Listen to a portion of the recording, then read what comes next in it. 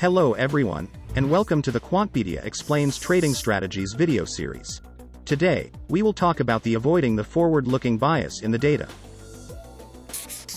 Hello everybody, my name is Radovan Vojtko, I'm CEO and Head of Research at Quantpedia. Today we will discuss forward-looking bias. I will show you how this effect arises in trading strategy design, what happens to us, to our trading strategy, how we can avoid this forward-looking bias, and how we address this bias in our research and we fixed our paper.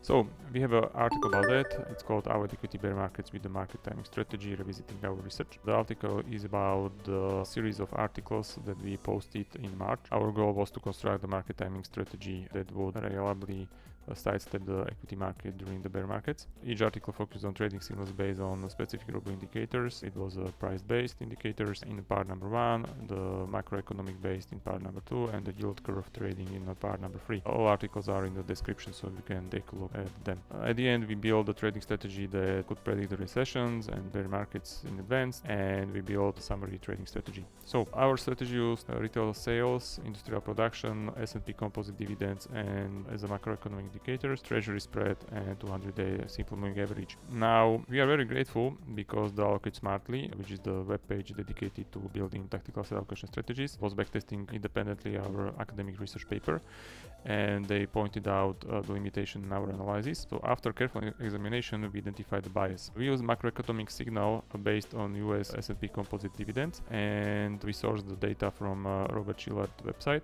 So here is the Robert Shillard website, and we use the US stock markets 1871 until present data about the KP ratio, dividends, earnings, etc., etc. So here are the data. Here is the data set about the dividends. So it's in the column C. So after careful consideration, if you take a look on it, you can see that the dividend data are not calculated on a monthly basis, but actually they are based quarterly. So here we have a dividend data for September 2022, here we have for December 2022, and here we have for March 2022. Data for other months are interpolated from quarterly data. So yeah, dividend data are on a monthly basis, but they are interpolated from a quarterly. Here we have a quarterly calculations. If you want to calculate the January data, we use the data from the December and March, and we do the interpolation. So that's, I mean, quite an easy calculation. Now here comes the problem. So imagine that you will try to use this dividend data as a predictor. For example, let's imagine that we are in February 2023 and we are trying to use this February dividend interpolated dividend data for a prediction. So these February dividend data are interpolated, and they are using data from December and March, but we do not know information about the March when we are in the February. So it means in this case, when we use the monthly data, we didn't want to do that, but we entered the future bias into our calculation of all of the predictors. And this future bias means that strategy was not in reality out of sample, and we had to address this issue. How did we address the issue? To eliminate the issue, we replaced the signal from US S&P composite dividends with the housing starts from Fred. In this way, we completely removed the data, and we used the new privately owned housing unit starts, total units, as a signal. It's also very great macroeconomic signal to predict future recessions. As we can see, the recessions are in a gray. Usually when there is a recession, before that or in advance, the housing starts plummet or go significantly down.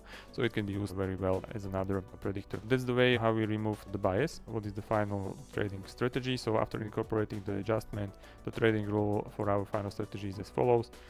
So the final strategy goes long market if the trend and yield curve signal are both positive, or if retail sales, industrial production, and housing signals are jointly positive, and otherwise the strategy switches out of the stock market and into the cash. What is the difference between unbiased and biased strategy? So the biased strategy was the wrong one from the original articles, and the biased strategy has a higher drawdown.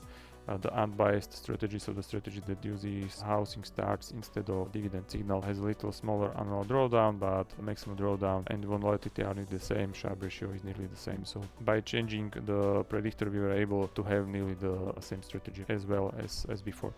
So our paper, Avoid Equity Bear Markets with the Market Timing Strategy, is already updated. Our backtest is also updated. The backtest in the Quant Connect in the Quantpedia database is also updated. So that's the way how we fix the problem we had.